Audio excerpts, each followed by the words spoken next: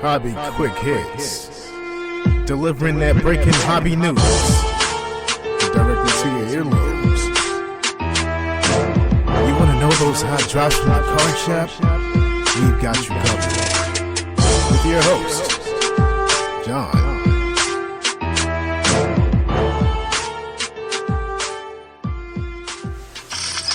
It's time for Hobby Quick Hits. Hobby Quick Hits. A sports card podcast where we tackle the hobby's hottest topics in depth to help you navigate the sports card landscape and enjoy the hobby we all love. Here's your host, John Newman.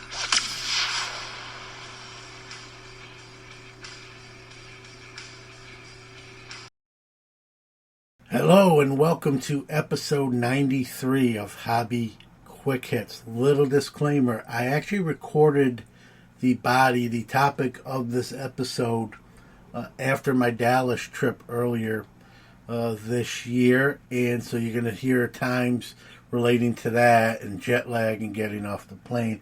I didn't want to take anything or cut anything out, so just a disclaimer, you're going to hear me talking about my trip to Dallas, but the content of it is viable, and I think even more so now. I kind of waited to release this, and I think now is a kind of a more appropriate time. There's no wrong time, but the topic of the show is pivoting to vintage, and you know, it's never too late. You can do it whether you're a young person in the hobby or an old person in the hobby.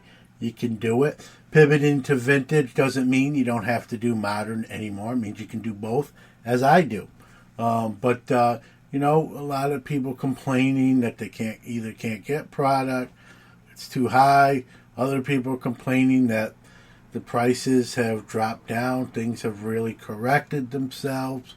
I've always said, you know, the vintage, while not correction proof, is probably more stable. You know, they didn't run the presses in the same terms that they do, you know, modern age did. A lot of those cards obviously thrown out, destroyed, damaged. People didn't collect back then because of value in the same ways that they do today. So vintage is a good option. You're not priced out no matter what your budget is. From low to high, there's some options for you to acquire and add some vintage to your arsenal. And that's really what this episode is going to be about. With that with that little house cleaning out of the way, I hope everyone out there had a good holiday season, whatever you celebrated. I hope you got to enjoy time with your family, as I did. To me, very important, especially with what's gone on in the last couple of years, where, you know, we couldn't always see family and friends in the same vein. And we're still dealing with that, but with vaccines and boosters and mask wearing, we're able to do a lot more than prior. So I hope you got to enjoy the holiday. I hope it was a great holiday. I know I ate lots of snacks and cookies and sugary treats, and definitely got to get back on the horse as far as watching what I eat. But it's always fun and nice to spend some time with family, and hope you got to do the same. It's time to hear a word from our sponsor, Mojo Break. But right after that, we'll have the new releases coming out this week and the rest of the show. MojoBreakShop.com is the best place to get your sealed wax products and breaks. They not only have the best selection, but the best prices. Whether it's a box or a whole case, they are your guys. They ship worldwide to your doorstep. Their reputation as one of the most trusted in the hobby goes unmatched. They are the 2021 Topps Rip Party Champion Breakers. From sports card to Pokemon cards, their selection can't be beat. They offer daily deals and pre-orders. Hey guys, John Newman here.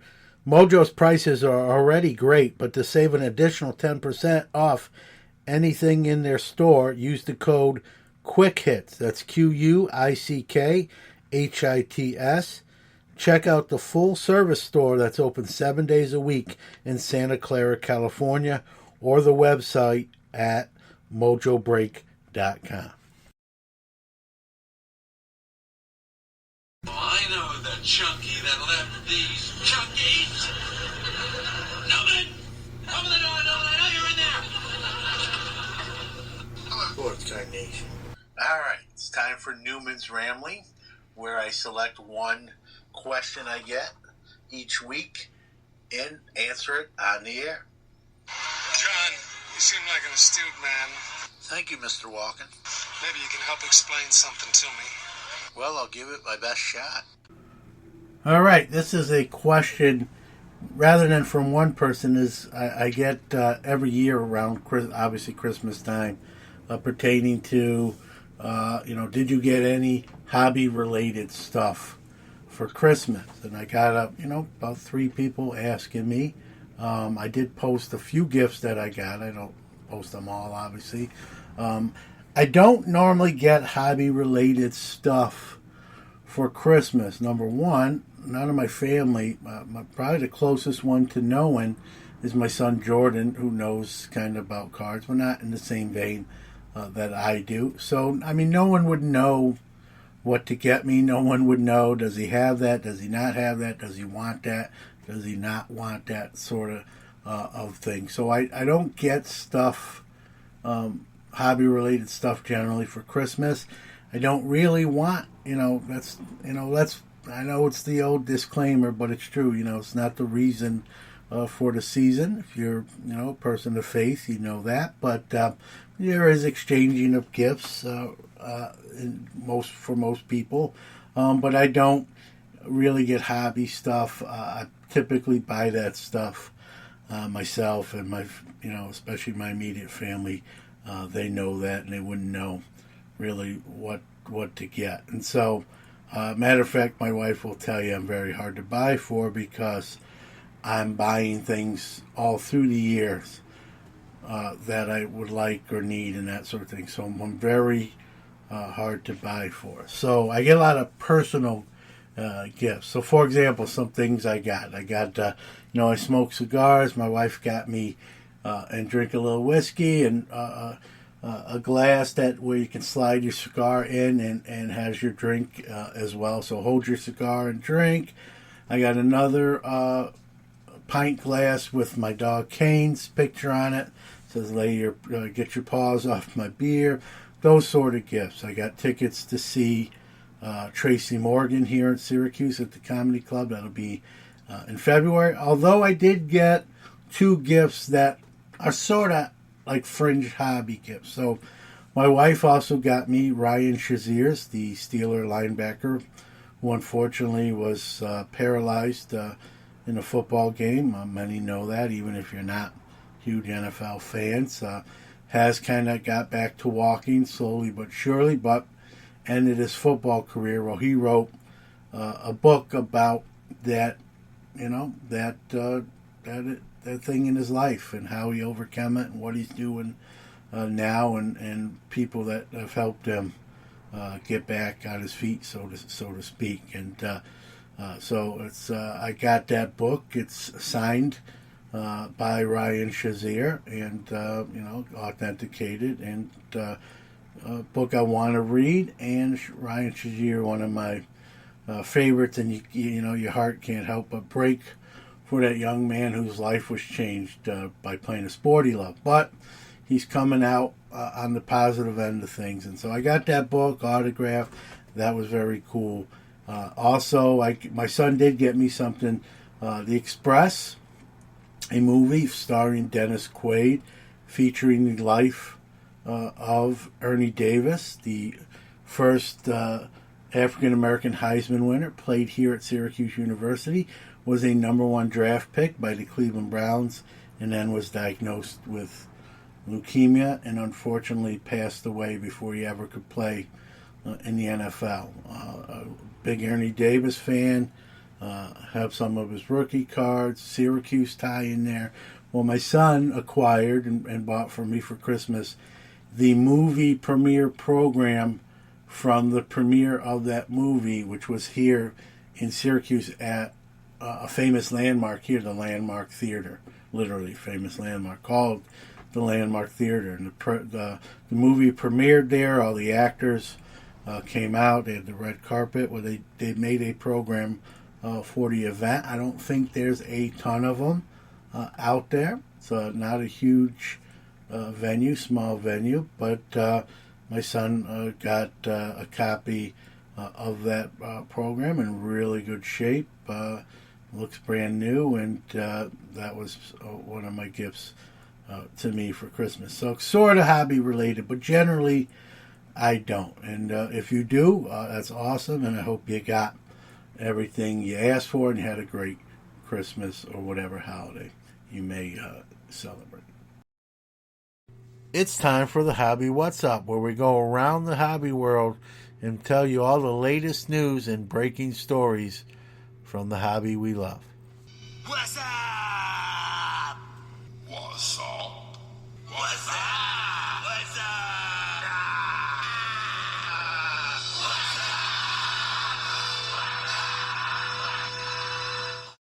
All right, time for this week's Hobby News Roundup. Not a big news week with Christmas and all that. I think the news cycle will start revving up now that we head towards the new year. But PSA has opened its economy level submission level, sort of, $50 level to members of their collectors club only, and on a limited submission basis. There is talk to eventually open that up to everybody. You know, the question I get asked a lot, you know, will it ever be, you know, $20 again to sub to PSA? I don't know. I don't work for that group, but I venture a guess they probably not. You know, gun to head, I'd say I don't see $20 again. I don't know if they want to be $20 again. So I'm going to say probably not. That somewhere between probably that $35 and $50 level might be their rock bottom. But again, that's all me playing speculator, so I don't know. So recent opening at $50, but they're talk to open that more as they try to catch up to their backlog. PWCC has their monthly auctions. You know, we know the whole eBay and them thing, and they went on their own with their own monthly auction. Well, starting in 2022, they will be doing weekly auctions. They will be changing from the monthly format to the weekly format. So they'll be doing, in a sense, 10-day auctions instead of full month auctions. So if you're partaking in that, you're going to have to be a little quicker on the bidding trigger to win what you're trying to win. Upper Deck is expanding its hockey line as they signed an exclusive deal with the Premier Hockey Federation. That's a national women's hockey league that's based in Canada and the United States. The agreement will cover not only physical cards, but the digital realm as well. This is not a new league, but they are now going to have cards produced exclusively by Upper Deck. Their teams, the women's teams, are located in Boston, Buffalo, Toronto, Danbury, Connecticut, Monmouth, New Jersey, and Minneapolis, Minnesota. So there you go. Upper Deck has a new hockey league to add to its arsenal. And another store smash and grab, and unfortunately this one hits a little close to home. Chris Kelsey, who owns Nash Cards in Nashville, Tennessee. He's been on this show. He's actually originally from this area. I used to play softball against him back in the day. Check that episode out. We kind of joke about it. But unfortunately, I believe on Christmas Eve, nonetheless, someone smashed his window and grabbed some stuff. Could be worse, but he did get hit. And so, you know, we're sending out our best to Chris there. And it's just becoming, you know, an everyday, every week thing. And it's a scary thing. I got an episode of Hobby Quick Hits coming up that's titled Why I'll Probably Never Do a Card Store Again. It's not because I wouldn't love it. but there's various reasons. But this one is one of them too, as well. So, but we're just hearing more and more of this, and it's scary. These folks. I've, as a former LCS owner, these folks work hard to build their business, find a location, buy equipment, showcases, electronics, their inventory itself, and then just unscrupulous criminals just want to bust in and steal it and negate that hard work. And I can't stand that. I have no use for it. And I hate when I hear that, and when it hits closer to home, it's even worse. So, Chris, we're thinking about you, and it could be worse. And keep going, pick up the pieces, and keep going. By keep going, you don't let the bad guys win.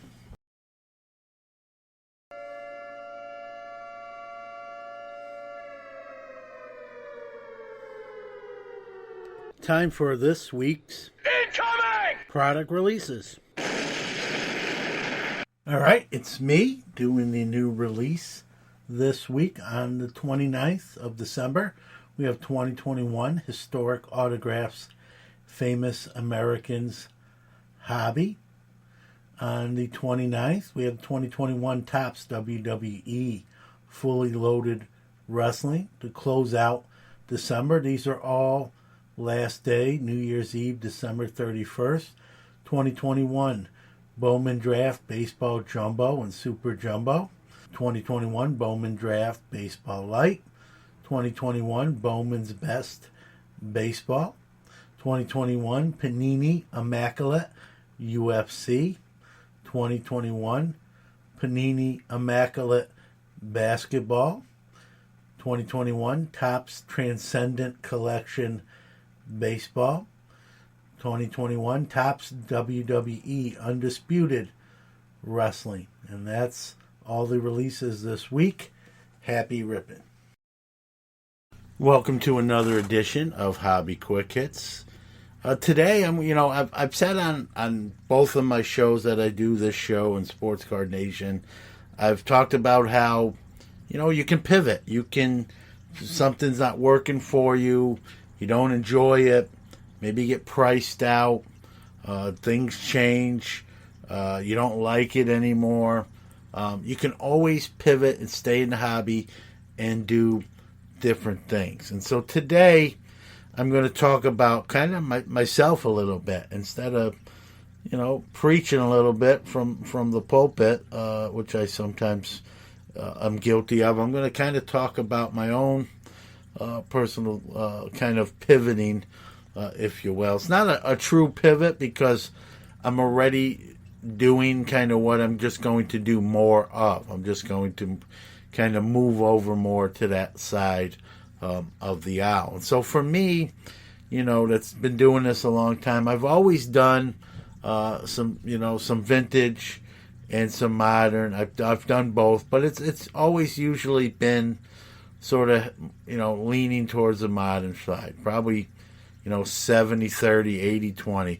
The most time where I've done the more vintage was during my store years from 1992 to 97, 98, where, I wanted to carry more vintage for the store, for people coming in. And then when I, started doing shows, I kind of tried to get the vintage stuff as much as stock it as much as I can. But let's be real. Vintage is harder to acquire in quantities compared to modern. You can always buy singles or graded specimens, but to buy sort of quantities, generally you have to buy lesser grade cards. And nothing wrong with those. I enjoy those as well. But recently this year, I've really sort of, just thought about it, and it's always had a special place for me. As that kid that opened up that first pack in 1979, which obviously wasn't vintage at the time. And some may even argue that 1979 cards are still don't qualify as vintage. I think they are. But there's always going to be a soft place in my heart for it, and I have some. But I really kind of this year, around January, February, just decided I was going to start to look more to acquire more of that. Some rookies, some more stars, and I've been doing that slowly but surely.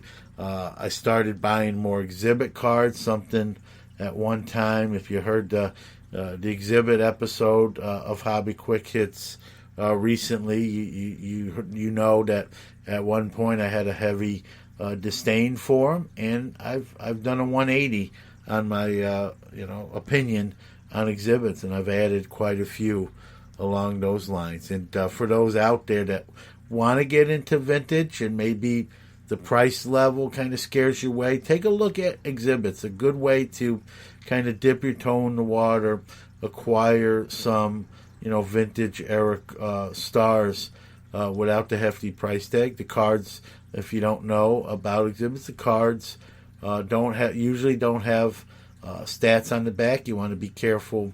There's some fakes out there. Listen to that episode to kind of learn what to look for. They're oversized, so they're not going to fit in your normal top loaders or 9-pocket binder pages.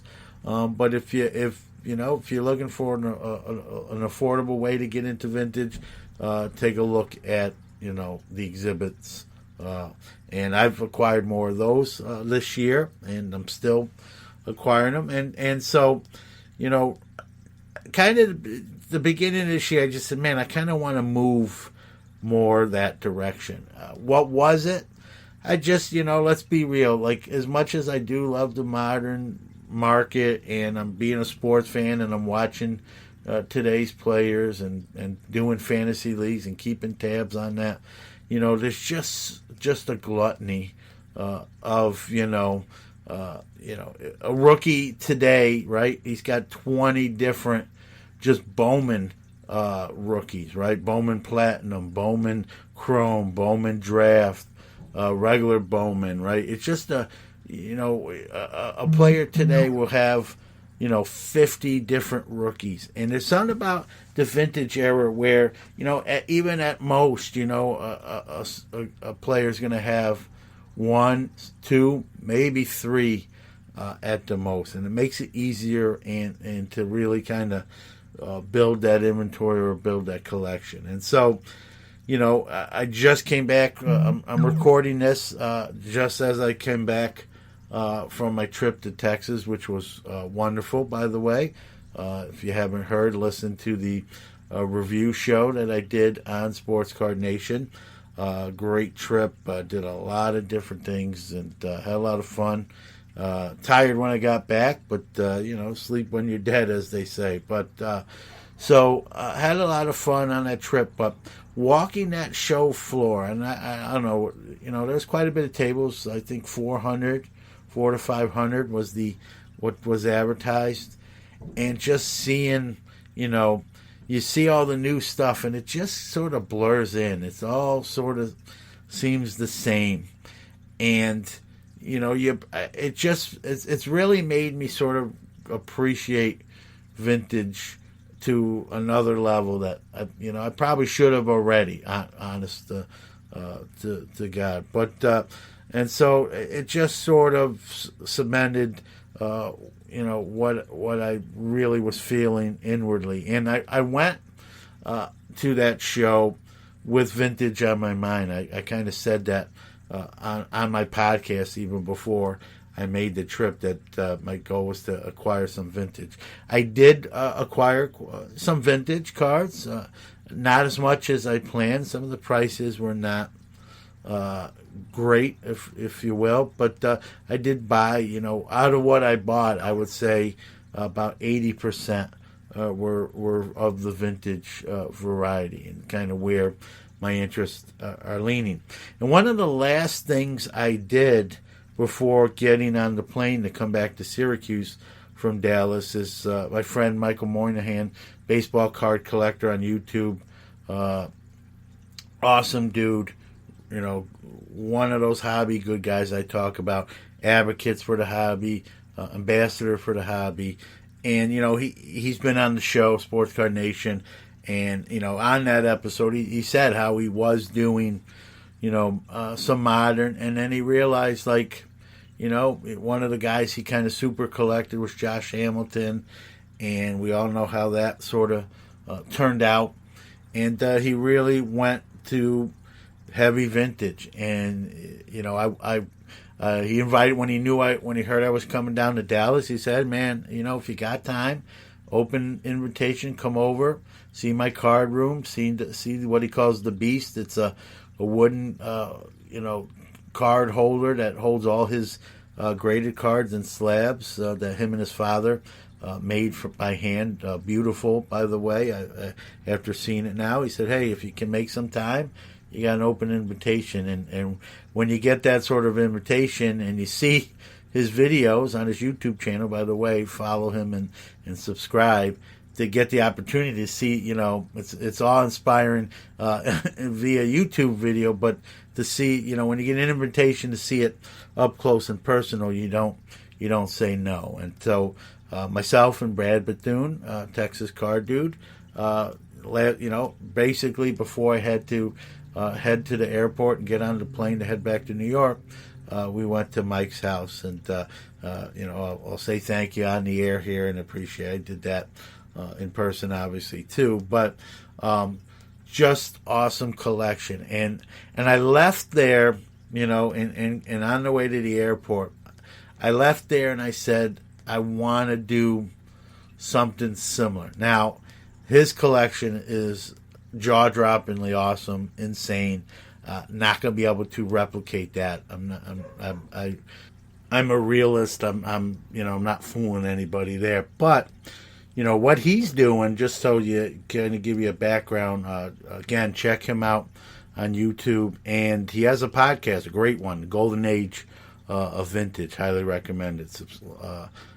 Subscribe, and listen to that. And but what Mike's doing is getting a graded card, every Topps card, Topps or Bowman of every Hall of Famer graded, and quite a task. But here's the thing: he's between 70 and 80% completed of that, and that, I don't know, that's crazy to even attempt that, let alone be that far into it and that close to it. So I'm not going to be able to do that. But what I do want to do is get the rookie cards of a lot of the Hall of Famers in graded form. Maybe in some cases, probably on lower grades, 2, 3s, maybe if it's a really expensive card, even a 1, a 1.5, maybe some of the newer Hall of Famers, the Younts and Brents, maybe 6s, 7s, and 8s, and that. But I want to get, I don't here's the thing, you've heard me say this before if you've listened to me, I don't PC a lot of stuff, but I kind of want to start doing a little more PC. And I said, if I'm going to PC something, it's got to be vintage. I really don't want to put away a lot of modern stuff. Let's maybe some Steelers, some Rangers, and Jackie Robinson is a PC, Mean Joe Green. But I wanted to, do something that wasn't going to be too easy, but also wasn't going to be too hard. And so I kind of, on the way to the airport, I said, some of the stuff, some of these cards I already have. It's not like I'm starting from scratch. And I just said, I want to start getting some of the Hall of Fame rookie cards graded, like he's sort of doing, but he's doing every card issued in their career, Topps or Bowman. I'm not going to do that. I'm just looking to do it with their key Topps or Bowman rookie card. And so that's what I'm going to start to do. And so I sell, I do make sales, and what I'm going to do is maybe each week try to add to that task, the Hall of Fame graded rookies. So again, I have a start on some of this, but I want to fill in some of the blanks. So the first thing I did, I'm not going to read off every name for sake of time. The first thing I did is sat down and wrote a list of the guys I want, if I don't have them already, the guys I would want to add to that collection. Now, you're not going to see like a name like Mantle, the 51 Bowman. It's a card Mike has. It's awesome. I got to hold it and look at it. But for me, even in a lesser poor grade, that thing is very expensive. I'm never going to say never, but I'm not going to write that on my list at this point. And so, guys like Banks made the list. Spahn, Willie Mays, same thing as sort of the Mantle. Killer Brews on my list. Yaz, which is a card I've owned probably 6-7 times in my hobby career, and I've sold each and every time. Now I want to add one and not sell it. And so this is what I'm undertaking. Rome's not going to be built in a day. This is going to take, years. It may always be an ongoing thing as new Hall of Famers get elected in, as I add even some guys to the list that I didn't write initially. I didn't write like a Catfish Hunter, whose rookie card's actually very affordable, but just not my favorite guy, let's say. But, I might just wind up getting, it's a cheap card. I might just pick it up without it being on the list. So there's always, you can go off script, so to speak. And so I made a list. I believe there was 40, 50 players on my list. I believe there's 300 something Hall of Fame baseball players. So you can see, I got 1/6 of the list. Now, many of those in the Hall are players from the 1800s, early 1900s, Jimmy Fox, Babe Ruth types, Ty Cobbs, where that card's not going to be in the budget again today, and so I'm not going to put him on the list today. Now, someday, when things change, you can always add them after the fact as you fill in the initial players. And so that's what I've started doing. I've got a lot of saved searches on my eBay account. I'm a big user of MySlabs, buyer and seller, and so I've been kind of cross-referencing, what they're bringing on MySlabs to buy it nows on eBay to try to get the best deals. And if you follow me on Sports Card Nation social media and Hobby Quick Hits, you'll probably see me start to maybe post these cards as I acquire them and just kind of show them off a little bit. So it's going to be fun. It's going to be fun to do something a little more different. Not that I've never done vintage before. I have, but really starting to focus more on that side than I ever have before. And that's the lesson to me in this episode, if you're listening, is you can always change the direction you go. It's your choice. You're the CEO of your hobbyverse, and you get to decide. You don't have a board of directors that you need to convince to pass what direction you want to go. You are the board of directors, and so this is what I'm undertaking. This is what I'm going to do. And again, Rome wasn't built in a day. It's going to be a slow process.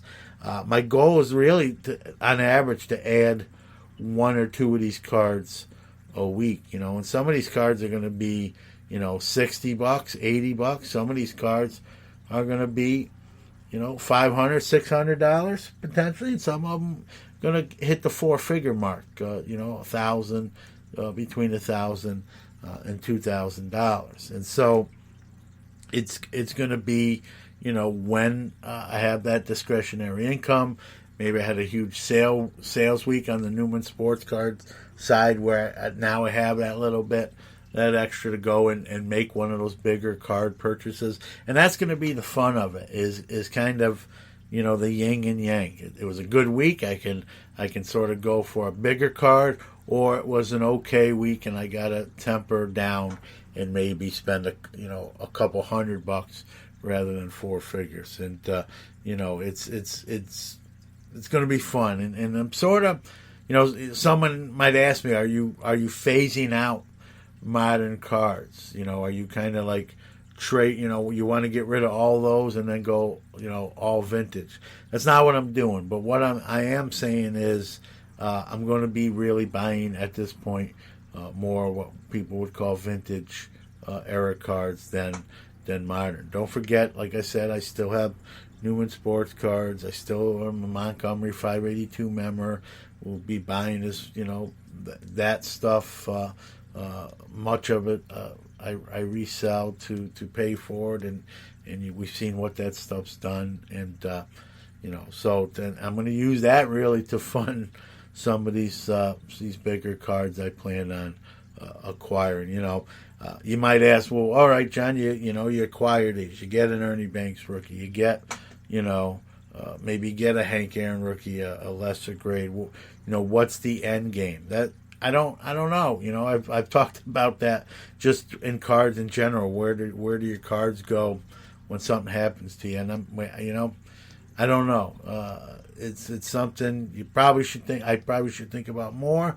But when you're acquiring these cards, you're not thinking about that in that moment. So I'm going to have fun with this. I'll call it a project, if you will. I'm going to have fun with this project.